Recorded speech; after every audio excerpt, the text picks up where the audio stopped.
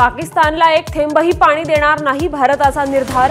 सिंधू कराराला स्थगिती 3 टप्प्यात दिली जाईल। दिल्लीतल्या बैठकीत महत्त्वाचा निर्णय।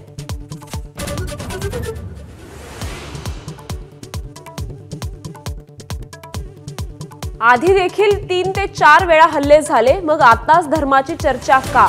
पहलगाम हल्ल्यावर शरद पवारांचा सवाल। ज्यांचे नातेवाईक मारले गेले त्यांनी काय सांगितलं ते ऐकून पवारांनी मत मांडावं, फडणवीसांचा सल्ला।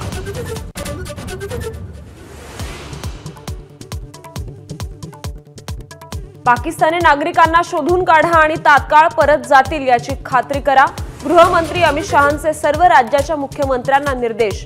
पाकिस्तानचे 18 प्रकारचे व्हिसा केले रद्द।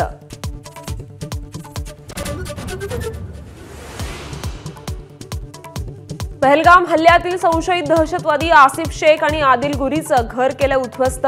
आसिफ आणि आदिलच्या घराची झाडाझडती, संशयास्पद वस्तू सापडल्या।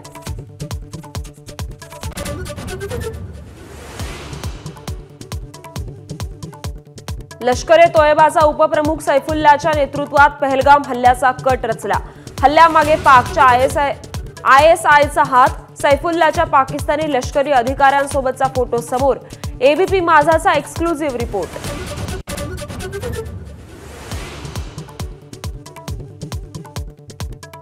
भारतीय सैन्याच्या तिन्ही दलांना सज्ज राहण्याचे आदेश। सीमा भागात लष्कर आणि हवाई दलाचा सराव।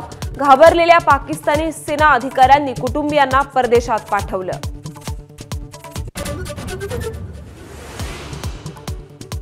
मुंबईतील एल्फिन्स्टन पूल बंद, तर पाडकामाविरोधात स्थानिक आक्रमक आंदोलकांची जोरदार घोषणाबाजी।